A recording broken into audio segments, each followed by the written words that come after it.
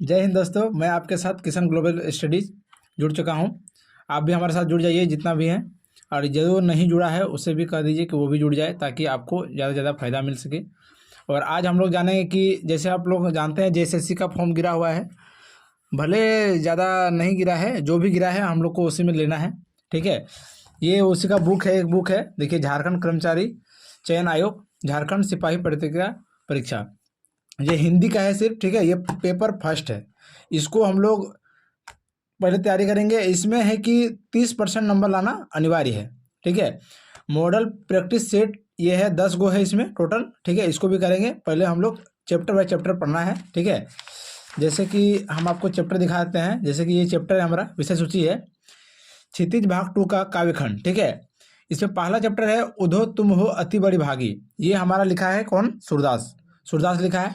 हम लोग पहला ये पढ़ेंगे, इसी तरह करके हम लोग टोटल चैप्टर निकाल देंगे, ठीक है। तो चलिए आज हम लोग इसी को पढ़ना है, उधो तुम हो अति बड़ी भागी। ये हमारा है चैप्टर उधो तुम हो अति बड़ी भागी का सूरदास। ये सूरदास लिखा है। ये इसका पूरा जीवनी लिखा हुआ है यहाँ पे, इसके बारे में कि सूरदास का जन्म कहाँ हुआ, किस जगह में हुआ है, सारा चीज़ इसका बारे में लिखा हुआ है।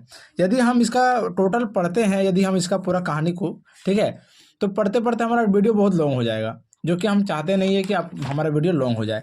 ये यहाँ तक है इसका, आप चाहे तो पढ़ सकते हैं। डिस्क्रिप्शन में हम अपना लिंक डाल देंगे और आप वहाँ से टेलीग्राम में ज्वाइन करके आप वहाँ से पढ़ लीजिएगा, ठीक है। हम इसको इम्पोर्टेंट सब ये बताएंगे कि परीक्षा कॉर्नर की दृष्टि से देखा जाए तो ये जो पूरा पढ़िएगा, ठीक है, इसका पूरा निचोड़ ये इतना में आया हुआ है, ठीक है, इतना में आया हुआ है। इसको हम आपको बताएंगे, ध्यान से सुनिएगा और फिर इसका आपको जवाब देना है, ठीक है। अभ्यास प्रश्न हम कराएंगे, आपको ध्यान दीजिएगा, ठीक है। चलिए स्टार्ट करते हैं हम फर्स्ट सवाल से, ठीक है। पहला है, सूरदास का जन्म किस वर्ष माना जाता है? सूरदास का जो जन्म है वो किस वर्ष माना जाता है? याद रखिएगा 1478। कितना में? 1478 ईस्वी में, ठीक है। अगला सवाल, विभिन्न मान्यताओं के अनुसार सूरदास की जन्मस्थली कहाँ है? कहता है कि अलग अलग मान्यता के अनुसार में सूरदास का जो जन्मस्थली है वो कहाँ है? इसका आंसर होगा मथुरा के निकट रेणुका या रुनकता तथा दिल्ली के निकट सिही में, ठीक है। इसको याद कर लीजिएगा। अगला है, सूरदास के गुरु कौन थे? सूरदास के गुरु कौन थे? महाप्रभु वल्लभाचार्य। कौन है? महाप्रभु वल्लभाचार्य। अगला, सूरदास किस समूह वर्ग के कवियों में सर्वाधिक प्रसिद्ध है? कहता है कि सूरदास जो है वो किस वर्ग के कवि में, अलग अलग कवि का प्रकार होता है, वो किस समूह के में ज़्यादा वो प्रसिद्ध हैं, ठीक है, विचली ज़्यादा है उसमें। क्या होगा इसका आंसर? अष्टछाप। क्या होगा? अष्टछाप। अगला है, सूरदास किस घाट पर रहते थे? सूरदास किस घाट पर रहते थे? क्या होगा इसका आंसर? गऊ घाट। क्या होगा? गऊ घाट, ठीक है। अब अगला सवाल ये है कि गऊ घाट कहाँ स्थित है? ये गऊ घाट पर तो रहते थे, ठीक है, लेकिन गऊ घाट कहाँ स्थित है? तो इसका आंसर होगा मथुरा तथा वृंदावन के बीच। कहाँ होगा? मथुरा तथा वृंदावन के बीच। अगला सवाल, सूरदास के ग्रंथों के नाम है, सूरदास का जो ग्रंथ है वो लिखा हुआ है उसका क्या क्या नाम है? याद रखिएगा, सूर सागर, साहित्य लहरी, सूर सरावली। आसान है, ज़्यादा हार्ड नहीं है। सूर सागर और सूर सरावली दोनों एक जैसा है। ये भी सो सही है, साहित्य लहरी, याद रख लीजिएगा, ठीक है। अगला सवाल, सूरदास किसके मंदिर में भजन कीर्तन करते थे? सूरदास जो है वो किसके मंदिर में भजन कीर्तन करते थे? याद रखिएगा, श्रीनाथ जी के। किसके? श्रीनाथ जी के। अगला सवाल, सूरदास की मृत्यु कहाँ हुई? सूरदास की मृत्यु कहाँ हुई? पारसोली में। कहाँ हुई? पारसोली में। जन्म कितना में हुआ था? 1478 में। और मृत्यु कहाँ हुआ है? पारसोली में। और मृत्यु कब हुआ? ये अगला सवाल आता है, ये भी इंपॉर्टेंट है, ध्यान दीजिएगा, ठीक है। चलिए हम इसको भी बताते हैं आपको। हम कहाँ हुआ है? सूरदास की मृत्यु कब हुई? कब हुई? 1583 ईस्वी में। कब हुई? 1583 में। जन्म हुआ 1478 और मृत्यु हुई 1583 ईस्वी में। अगला सवाल, सूरदास द्वारा रचित ग्रंथों की संख्या कितनी है? सूरदास टोटल कितने ग्रंथ लिखे हैं? अभी तक कितना ग्रंथ उसका जो है, कितना ग्रंथ रचित हुआ है, ठीक है। जैसे कि हम यहाँ आपको बता चुके हैं, यहाँ पे 3 बताए, सूरसागर, साहित्य लहरी और सूर सरावली। इत्यादि नहीं बोल रहे हैं, इसका मतलब ये 3 होगा इसका, तो इसका आंसर भी यहाँ 3 ही होगा, याद रखिएगा इसका, ठीक है। अगला सवाल, सूरदास का सर्वाधिक लोकप्रिय ग्रंथ कौन सा है? सूरदास ये 3 ग्रंथ तो लिखे हैं, लेकिन इसमें से सबसे लोकप्रिय ग्रंथ कौन सा है? पहला जो था क्या है? सूरसागर। याद रखिएगा क्या है? सूरसागर। सूर सरावली भी है, लेकिन सूर सरावली इसका लोकप्रिय नहीं है, लोकप्रिय इसका है सूरसागर। चलिए अगला सवाल की ओर बढ़ते हैं। सूरदास किन रसों के सर्वश्रेष्ठ कवि माने जाते हैं? सूरदास जो है किन रसों के सर्वश्रेष्ठ कवि माने जाते हैं? इसका क्या होगा आंसर? श्रृंगार तथा वात्सल्य। क्या होगा? श्रृंगार तथा वात्सल्य। अगला सवाल, प्रस्तुत काव्य के 4 पद किस रचना से लिए गए हैं? कहता है प्रस्तुत काव्य जो है कि 4 पद, जो 4 गो पद है वो किस रचना से लिए गए हैं? क्या होगा? भ्रमर गीत। क्या होगा? भ्रमर गीत। अगला सवाल, कृष्ण ने मथुरा जाने के बाद स्वयं ना लौटकर किसके जरिए गोपियों को संदेश भेजा था? कहता है कि कृष्ण जो है वो मथुरा ना लौटने के बजाय वहाँ वो किसके द्वारा अपना जो भी है संदेश वो किसके द्वारा वहाँ भेजा था? किसके द्वारा वो भेजता था? भी किसके द्वारा था? उद्धव। याद रखना, उद्धव। इस चैप्टर का जो शीर्षक भी था क्या है? उद्धव तुम हो अति बड़ी भागी। तो याद रखना कौन था? उद्धव। उसी पे कहानी है, उसी पे इसका ई है, याद रखिएगा। चलिए अगला सवाल, सूरदास की रचनाओं में किसका सर्वाधिक चित्रण मिलता है? तो सूरदास का जो ये कहानी हम लोग पढ़ रहे हैं, इसका जो रचना जो है ये किया हुआ है, इसमें सर्वाधिक चित्रण किसका है? सबसे अधिक कृष्ण तथा गोपियों का। यही दोनों का तो इस कहानी है, खेले है इसमें जी। याद रखना है, एकदम इसको भूलना नहीं है, कृष्ण तथा गोपियों का। अगला सवाल, सूरदास की रचनाएं किस भाषा में रचित हुई? याद रखिएगा ये सब जो अधिकतर भाषा तभी का था वो ब्रज भाषा का ही था, और इसका भी आंसर ये वही है, ब्रज भाषा। अधिकतर वही मिलता है, पहले का ई का जो समय का था उस समय इसी भाषा में ज़्यादा चर्चित था ये। ठीक है। अगला सवाल, उद्धव ने कैसा उपदेश देकर गोपियों की विरह वेदना को शांत करने का प्रयास किया? उद्धव जो है वो कृष्ण से जो भी समाचार लेके आता था, उपदेश लेके आता था, वो गोपियों के साथ किस तरह के विरह वेदना के साथ वो उसे शांत करने का प्रयास करता था? क्योंकि वो तो बहुत ज़्यादा उत्सुक हो जाती थी कि चलो उद्धव आ गया है, उद्धव आ गया, अब क्या लेके आया है बात, क्योंकि कृष्ण तो आते नहीं थे, वो उसके जरिए अपना बात को पहुंचाते थे। तो इसी को किस तरह से वो अपना प्रयास किया था शांत करने का? इसका होगा निर्गुण बाह्य एवं योग का उपदेश। ठीक है, याद कर लीजिएगा इसको भी। गोपियों ज्ञान मार्ग की बजाय किस मार्ग को पसंद करती थी?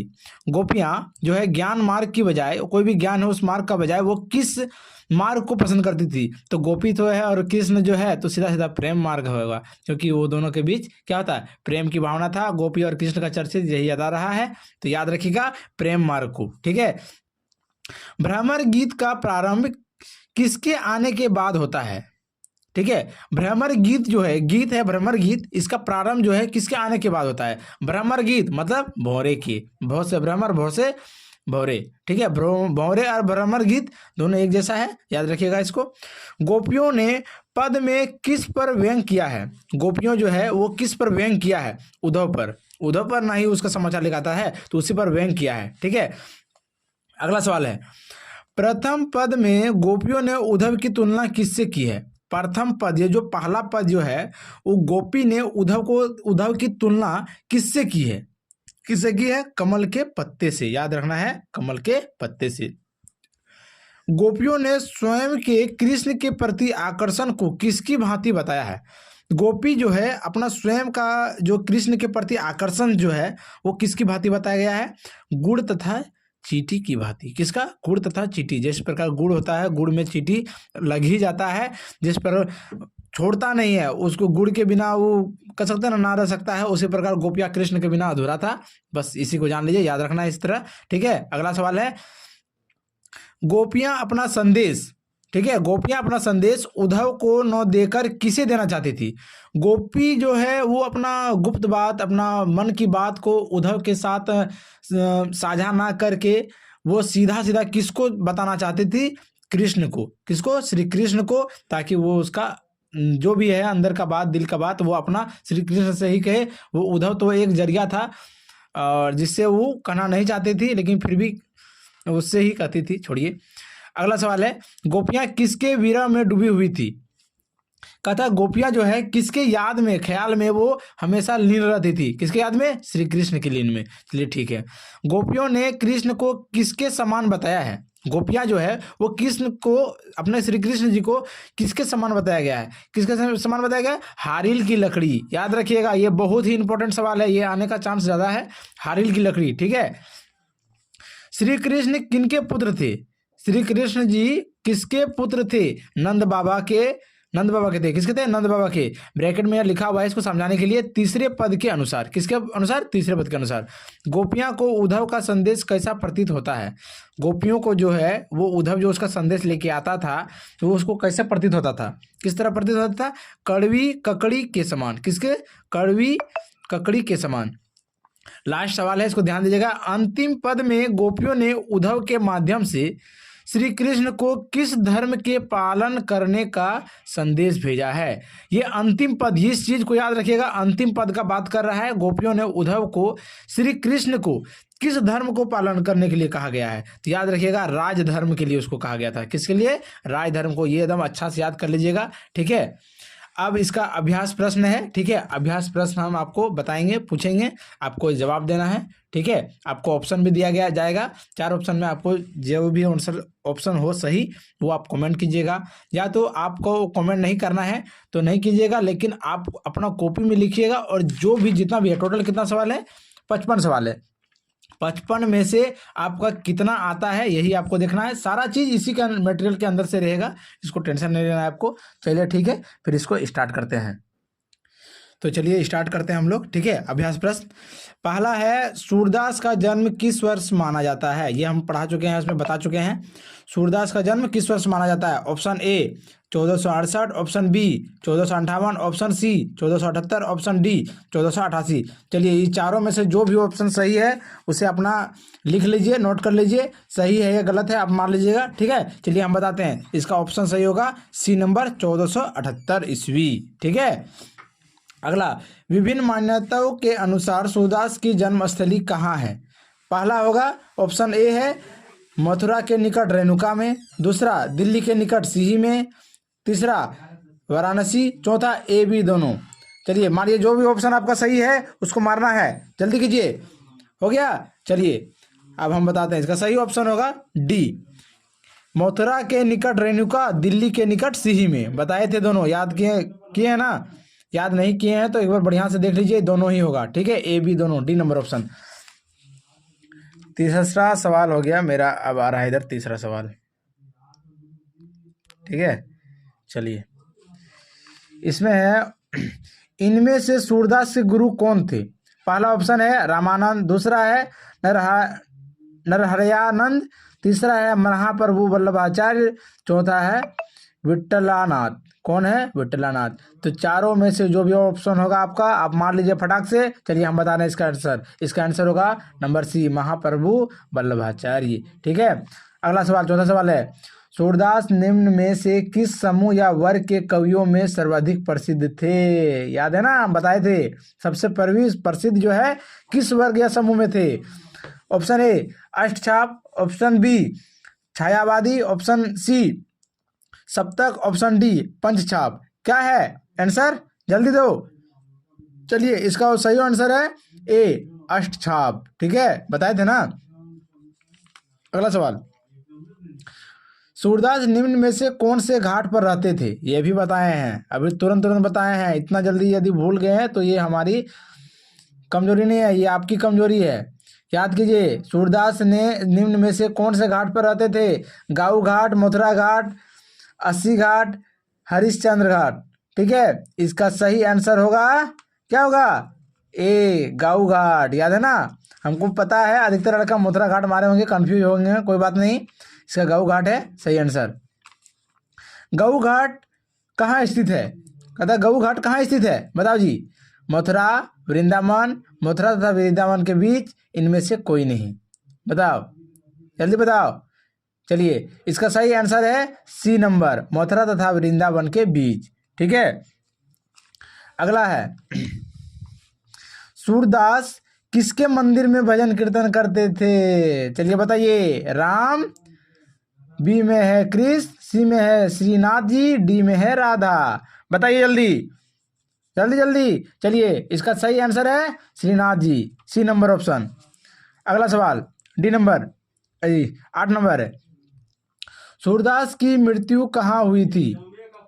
सूरदास की मृत्यु कहाँ हुई थी? Option A Varanasi, option B Maghar में, ऑप्शन सी पारसौली में, ऑप्शन डी मथुरा में। कहाँ हुई थी सूरदास की मृत्यु? जल्दी बताइए, चलिए कमेंट कीजिए फटाफट। चलिए इसका सही आंसर है पारसौली में। अगला सवाल, सूरदास की मृत्यु कब हुई थी? सूरदास की जो मृत्यु है वो कब हुई थी? इसका जन्म तो हम लोग देख ही लिए 1478 में हुआ था, तो इसका मृत्यु कब हुआ था? कब हुआ था? 1573, 1663, 1593, 1583। जल्दी बताइए। चलिए इसका सही आंसर है डी नंबर 1583। सूरदास द्वारा रचित ग्रंथों की संख्या कितनी है? ये तो बहुत अच्छा से बताए हैं और याद भी होगा आप लोगों को। चलिए फटाफट बताइए। 1 2 3 4 बताइए। 3 था। क्या क्या बताए थे? सूरसागर, साहित्य लहरी और सुर सरावली, तीनों 100 से होता है, याद कराए थे, याद कीजिएगा। चलिए अगला सवाल की ओर बढ़ते हैं हम लोग। ठीक है, निम्न में से सूरदास ने ग्रंथ कौन से हैं? निम्न में से सूरदास के ग्रंथ कौन से हैं? सूरदास का जो ग्रंथ है वो कौन सा है? ए नंबर है सूरसागर, बी नंबर सूर सरिता, सी नंबर सिर्फ ए, और डी नंबर में है ए तथा बी दोनों। बताइए क्या होगा? चलिए सी नंबर होगा। क्या होगा? सिर्फ ए नंबर भी दे सकते हैं आप, लेकिन इसमें जब साफ साफ यहाँ लिखा हुआ है सी नंबर में कि सिर्फ ए ही होगा, तो ए नंबर हम क्यों मारे? ये सी नंबर मारना होगा। ठीक है, ये घुमाया है, थोड़ा ध्यान दीजिएगा। चलिए अगला सवाल की ओर बढ़ते हैं। निम्न में से सूरदास का ग्रंथ कौन सा है? बताइए, निम्न में से सूरदास का ग्रंथ कौन सा है? गीतावली, पदावली, सुर सरावली, सवैया, कौन सा है? बताइए। इसका सही आंसर होगा सी नंबर सुर सरावली। अगला सवाल, निम्न में से सूरदास का कौन सा ग्रंथ है? बताइए। ये सवाल और ये सवाल लगभग सेम ही है, याद कीजिएगा। इसमें सिर्फ एक ही ऑप्शन मिला था सुर सरावली, तो यही दिए थे। इसमें देखिए कंफ्यूज नहीं कीजिएगा। ए नंबर ऑप्शन है साहित्य सुधा, बी नंबर है साहित्य संदेश, सी नंबर है साहित्य लहरी, डी नंबर है रस राज। क्या है? रसराज। चलिए बताइए इसमें से क्या होगा? जल्दी बताइए। इसका सही ऑप्शन होगा साहित्य लहरी। सुर सरावली तो हो गया, साहित्य लहरी भी हो गया, तो क्या बचा अब? सूरसागर। सूरसागर भी थोड़ा देर पहले तो हो चुका है जी, हाँ याद है कि नहीं? चलिए अगला सवाल की ओर बढ़ते हैं। सूरदास का सर्वाधिक लोकप्रिय ग्रंथ कौन सा है? सूरदास का जो है सबसे लोकप्रिय ग्रंथ कौन सा है? साहित्य लहरी, सूरसागर, सुर सरावली, इनमें से कोई नहीं। देखो जी, सूरदास का जो लोकप्रिय ग्रंथ है वो तीनों ग्रंथ तो लिखवे किया है। पहली बात, साहित्य लहरी, सूरसागर, सुर सरावली, तीनों तो दिया भी है। डी नंबर ऑप्शन तो ऐसे भी नहीं होगा। सबसे लोकप्रिय पूछ रहा है तो बताओ, बताए थे हम, कौन सा होगा? चलिए इसका सही आंसर है सूरसागर। याद रखिएगा, सागर याद रखिएगा एकदम, सूरसागर। ठीक, चलिए अगला सवाल है। सूरदास किन रसों के सर्वश्रेष्ठ कवि माने जाते हैं? सूरदास जो है किन रसों के सर्वश्रेष्ठ कवि माने जाते हैं? श्रृंगार तथा वात्सल्य, श्रृंगार तथा वीर, श्रृंगार तथा हास्य, श्रृंगार तथा रौद्र। क्या होगा? श्रृंगार तथा वात्सल्य। ए नंबर सही होगा इसका आंसर। ठीक है, चलिए अगला सवाल। सूरदास की रचनाओं में किसका सर्वाधिक चित्रण मिलता है? कहता है कि सूरदास का जो रचना इसमें किया है, सर्वाधिक चित्रण किसका है इसमें? गोपियों का, कृष्ण का, राधा का, कृष्ण तथा गोपियों का। इसमें सही आंसर होगा बी नंबर कृष्ण का। कंफ्यूज नहीं होना है डी नंबर में, कृष्ण तथा गोपी का नहीं, सिर्फ एक आदमी को होगा, किसका? कृष्ण का। ठीक है, चलिए हम लोग अगला सवाल की ओर बढ़ते हैं। ठीक है, ठीक है, चलिए। सूरदास की काव्य भाषा कौन सी है? सूरदास की जो काव्य भाषा है वो कौन सी है? ब्रज भाषा, खड़ी बोली, अवधी या बधेली? सूरदास का जो काव्य भाषा है, बताए थे पहले के समय में सबसे अधिक भाषा जो यूज होता था अधिकतर यही होता था ब्रज भाषा। ठीक है, याद रखिएगा ब्रज भाषा। अगला सवाल, सूरदास के प्रस्तुत काव्य के 4 पद किस रचना से लिए गए हैं? सूरदास का जो है ये काव्य का जो 4 गो पद है वो किस रचना से लिया गया है? पहला ऑप्शन सूरसागर, दूसरा भ्रमर गीत, तीसरा सुर सरावली, चौथा साहित्य लहरी। इसका सही आंसर होगा, क्या होगा, बी नंबर, भ्रमर गीत। ठीक है, अगला सवाल, कृष्ण ने मथुरा जाने के बाद स्वयं ना लौटकर किससे गोपियों का संदेश भेजा था। कहता है कि कृष्ण जो है वो मथुरा नहीं जाने के बजाय वो किसके जरिए अपना बातों को, संदेश को वहां गोपियों के पास पहुंचाया करता था। किसके जरिए, पहला ऑप्शन उद्धव से, बलराम से, हारिल से, इनमें से कोई नहीं। बलराम और हारिल तो होगा ही नहीं, क्योंकि इसका तो चर्चित होगा, हुआ भी नहीं है। तो सही ऑप्शन, इसका सही आंसर होगा उद्धव से, वही ना लेके आता था इसका सारा संदेश। अगला सवाल, उद्धव ने निम्न में से कैसा उपदेश देकर गोपियों की विरह वेदना को शांत करने का प्रयास किया। इसमें भी 2-3 बार हम चर्चा किए हैं, वहां पीछे याद कराने का प्रयास किए थे। बताइए क्या होगा इसका सही आंसर। ए नंबर, निर्गुण एवं सगुण का उपदेश, बी नंबर, निर्गुण का उपदेश, सी नंबर, सगुण का उपदेश, और डी नंबर क्या होगा, निर्गुण बाह्य एवं योग का उपदेश। इसका सही आंसर यही होगा, डी नंबर, निर्गुण बाह्य एवं योग का उपदेश। ठीक है, अगला सवाल, गोपियां ज्ञान मार्ग की बजाय किस मार्ग को पसंद करती थी। ये तो बहुत ही अच्छा तरीका से हम बताए हैं। वो ज्ञान की मार्ग में जाना नहीं चाहती थी, वो कृष्ण के साथ कौन सा मार्ग में जाना चाहती थी, प्रेम मार्ग को, जो कि सी नंबर ऑप्शन में है। ठीक है, इसको तो इसका आंसर होगा सी नंबर, सही आंसर है। अगला सवाल, भ्रमर गीत का प्रारंभ किसके आने के बाद होता है। देखो ये भी हम अच्छा तरीका से बताए थे। भ्रमर गीत का प्रारंभ जो है किसके आने के बाद होता है, बहुत से भ्रमर, बहुत से भंवरे, ए नंबर ऑप्शन में है भंवरे की। ठीक है, उद्धव भी है, बलराम है, श्री कृष्ण है, इसमें कंफ्यूज नहीं होना है। भ्रमर गीत जो है किसके, भंवरे से, बहुत से भ्रमर गीत, बहुत से भंवरे के। ठीक है, चलिए अगला सवाल, गोपियों ने पद में किस पर व्यंग किया है। गोपियां जो है किस पद पर व्यंग किया है, किस पर, कृष्ण पर, उद्धव पर, बलराम पर, हरिल पर। हरिल और बलराम का तो कोई जिक्र ही नहीं है जी। किसका होगा, कृष्ण और उद्धव में से। इसका सही आंसर होगा बी नंबर, किस पे, उद्धव पर। ठीक है, चलिए अगला सवाल, प्रथम पद में गोपियों ने उद्धव की तुलना किससे की है।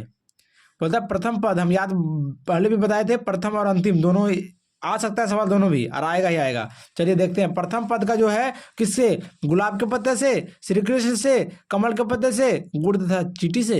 बताइए, कंफ्यूज नहीं होना है। प्रथम पद का बात आया है तो किससे होगा, कमल के पत्ते से, बताए थे ना, कमल के पत्ते से। चलिए ठीक है, अगला सवाल, गोपियों ने स्वयं का कृष्ण के प्रति आकर्षण को किसकी भांति बताया है। बताइए, ए नंबर ऑप्शन है गुड़ तथा चींटी की भांति, बी नंबर है कृष्ण की भांति, सी नंबर उद्धव की भांति, डी नंबर इनमें से कोई नहीं। याद कीजिएगा, गुड़ तथा चींटी जो एक दूसरे अलग नहीं रह सकता, उसी तरह कृष्ण और राधा, गोपियां मतलब अलग अलग नहीं रह सकता है। तो याद रखिएगा, गुड़ तथा चींटी की भांति, ए नंबर ऑप्शन सही है इसका। ठीक है, चलिए अगला सवाल इसका, गोपियां अपना संदेश उद्धव को न देकर किसे देना चाहती थी। बताओ जी, गोपियां अपना संदेश जो है उद्धव को न देकर किसको देना चाहती थी, श्री राम को, श्री कृष्ण को, राधा को, राधा एवं कृष्ण दोनों को। गोपियां अपना संदेश किसको देना चाहती थी, बताओ जी। इसका सही आंसर होगा बी नंबर, श्री कृष्ण को, वो सीधा उसी को अपना उपदेश संदेश देना चाहती थी। चलिए अगला सवाल, गोपियां किसके विरह में डूबी हुई है। बताओ, गोपियां जो किसके ख्याल में डूबी हुई है, ये भी अच्छी तरह से हम बताए हैं। पहला ऑप्शन है श्री कृष्ण के, उद्धव के, राधा के, श्री राम के। राम राधा उद्धव तो होगा ही नहीं जी। पहला ऑप्शन क्या है, ए नंबर, श्री कृष्ण का, उसी का प्रेम में तो डूबी हुई है। चलिए ठीक है, अगला सवाल हम की ओर बढ़ते हैं हम लोग। ठीक है, चलिए अगला सवाल है, गोपियों ने श्री कृष्ण को किसके समान बताया है। बताओ, किसके समान बताया, आम की लकड़ी, हारिल की लकड़ी, चंदन की लकड़ी, इनमें से कोई नहीं। इसका सही आंसर क्या होगा, इसका सही आंसर होगा बी नंबर, हारिल की लकड़ी। अगला सवाल, श्री कृष्ण तीसरे पद के अनुसार किसके पुत्र हैं। बताइए, हम इसको बताए थे, ब्रैकेट में जो लिखा हुआ था कि तीसरे पद के अनुसार ये किसके पुत्र हैं। ऑप्शन, यशोदा के, वासुदेव के, नंद बाबा के, देवकी के। बताओ, सही आंसर क्या होगा, सी नंबर, नंद बाबा के। अगला सवाल, गोपियों को उद्धव का संदेश कैसा प्रतीत होता है। बताओ जी, गोपियों को उद्धव का संदेश कैसा प्रतीत होता है, गुड़ के समान मीठा, कड़वी ककड़ी के समान, ए एवं बी दोनों, इनमें से कोई नहीं। इसका सही आंसर क्या होगा? बी नंबर, कड़वी ककड़ी के समान। अगला सवाल, अंतिम पद में गोपियों ने उद्धव के माध्यम से श्री कृष्ण को धर्म के पालन करने का संदेश भेजा है। ठीक है, किस धर्म का कहा गया है? अच्छा ठीक है, कहता है अंतिम पद का जो हम बात बोले थे अभी थोड़ा देर पहले, ठीक है, प्रथम पद का बात भी आ चुका है, ठीक है, और अंतिम पद का भी बात हम बताए हैं अच्छी तरीका से कि अंतिम पद में गोपियों ने उद्धव के माध्यम से श्री कृष्ण को किस धर्म के पालन के संदेश भेजा था? किसका? राजधर्म, पत्नी धर्म, न्याय धर्म, प्रेम धर्म। प्रेम धर्म में कंफ्यूज नहीं होना है, इसका सही आंसर होगा ए नंबर, राजधर्म का। ठीक है, अगला सवाल, उद्धव तुम हो अति बड़ी भागी किस कवि की पंक्ति है? बताइए, उद्धव तुम हो अति बड़ी भागी। अरे इसको तो कुछ जानना ही नहीं है, कुछ बोलना ही नहीं है, यही तो पढ़ ही रहे हैं हम लोग अभी इसी चीज के बारे में। तुलसीदास जो लिखा हुआ था, तो सूरदास जो लिखा हुआ था, इसमें कोई दिक्कत होना ही नहीं था। क्या होगा? कबीरदास, सूरदास, तुलसीदास, क्या होगा? नरोत्तम दास, क्या होगा? सूरदास, यही तो इसका लिखा हुआ है जी। चलिए ठीक है, अगला पढ़ते हैं। मन की मन ही मांझर ही किस कवि की पंक्ति है? बताइए, ये जो हम लोग पढ़ रहे हैं कौन सा चैप्टर पढ़ रहे हैं जी? सूरदास से का ना पढ़ रहे हैं, तो यही ना होगा, सीधी सी बात है। ऑप्शन देखना ही नहीं है, सीधा सूरदास में मार्क निकल जाना है। चलिए डी नंबर होगा इसका आंसर, सूरदास। अगला, हमारे हरि हारिल की लकड़ी मन क्रम वचन नंद नंदन उर यह दृढ़ करी पकड़ी, यह किस कवि की पंक्ति है? किस कवि के है? सूरदास, नरोत्तम दास, कबीरदास, तुलसीदास, किसका है? सूरदास। अरे इसी का ना पढ़ रहे हैं जी, सीधा सीधा जवाब है। अगला, हरि है राजनीति पढ़ी आई, सुमझी बात कहत मधुकर के समाचार सब पाए, यह किस कवि की पंक्ति है? किस कवि क्या है? नरोत्तम दास, सूरदास, कबीरदास, तुलसीदास, किसका है जी? B number, Surdas. इसी का ना पढ़ रहे हैं, याद रखिएगा ये सब चीज, कंफ्यूजन नहीं होना इन तीन चारों में। बड़ी भागी का क्या अर्थ है? एक पक्षी, भाग्यशाली, रक्षा के लिए पुकारना, योग की प्रबल धार। क्या होगा? बड़ी भागी का क्या अर्थ हो सकता है? बताइए, इसका सही आंसर है बी नंबर, क्या होगा? भाग्यशाली। अगला,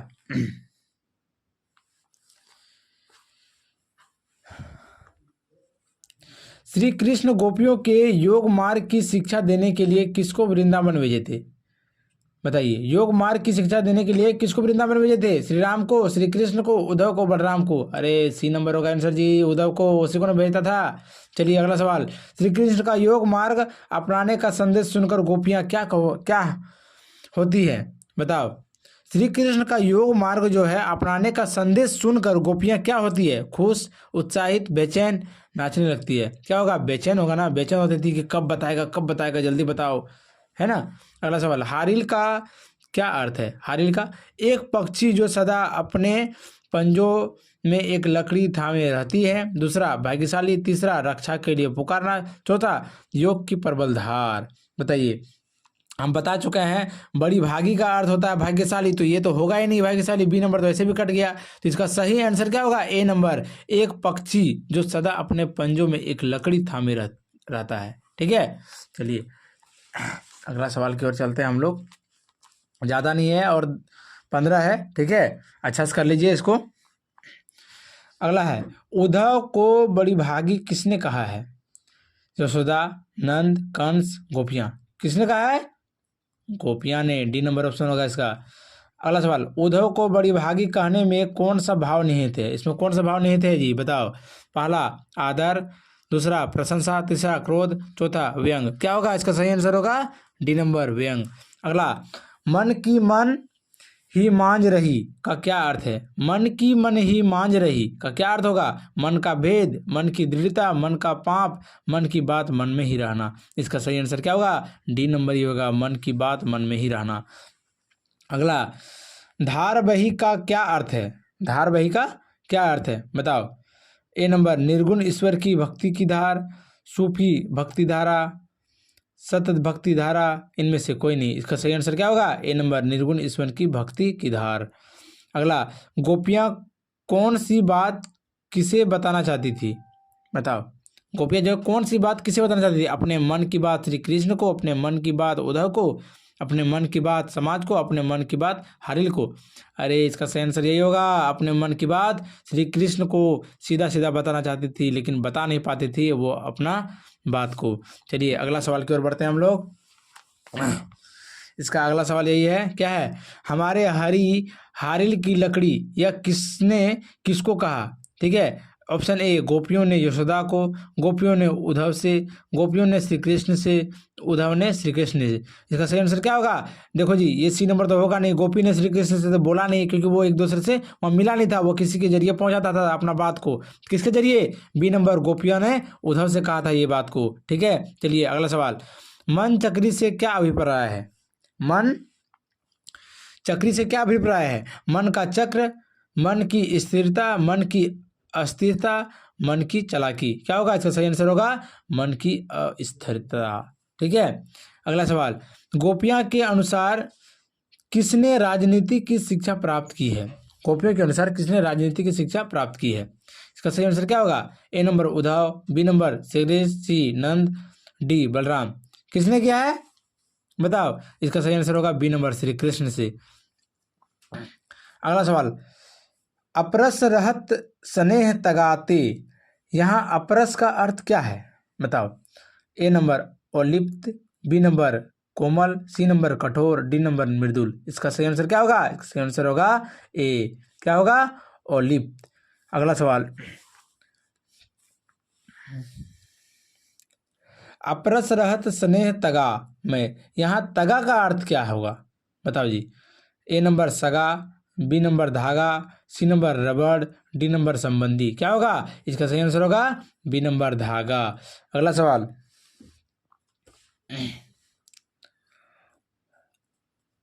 गोपियों के अनुसार राजा का धर्म क्या होना चाहिए। प्रजा की रक्षा व कल्याण करना, प्रजा को किसी प्रकार का कष्ट नहीं देना, प्रजा के सुख चैन का ध्यान रखना, डी नंबर उपयुक्त सभी। इसका क्या होगा सही जवाब होगा डी नंबर उपयुक्त सभी। ठीक है, अगला सवाल है, क्या है, मधुकर शब्द का प्रयोग किसके लिए किया गया है। उद्धव, कृष्ण, सुदामा, बलराम। क्या होगा इसका सही आंसर ए नंबर होगा, क्या होगा उद्धव। ठीक है,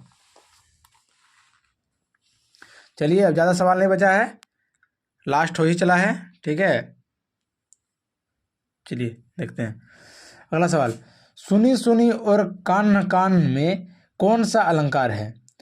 प्रश्नालंकार, वक्तोकृत, पुनरुक्ति प्रकाश, उपमा। क्या होगा पुनरुक्ति प्रकाश, सी नंबर इसका सही जवाब होगा।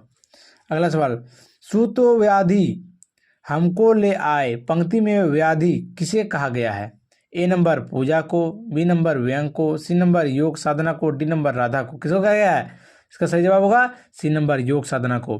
अगला सवाल, सूरदास के उपन्यास उपास्य देव कौन थे। सूरदास के जो है उपास्य देव कौन थे, श्री राम थे, श्री कृष्ण थे, उद्धव थे, बलराम थे। ये लिख किस पे रहा है कहानी, श्री कृष्ण का जिक्र हो रहा है, तो इसका सही आंसर क्या होगा बी नंबर श्री कृष्ण। चलिए आखिरी और लास्ट सवाल है, इसको सही करना है आप लोग को। सूरदास की किस भक्ति धारा के कवि थे। सूरदास जी किस भक्ति धारा के कवि थे बताओ।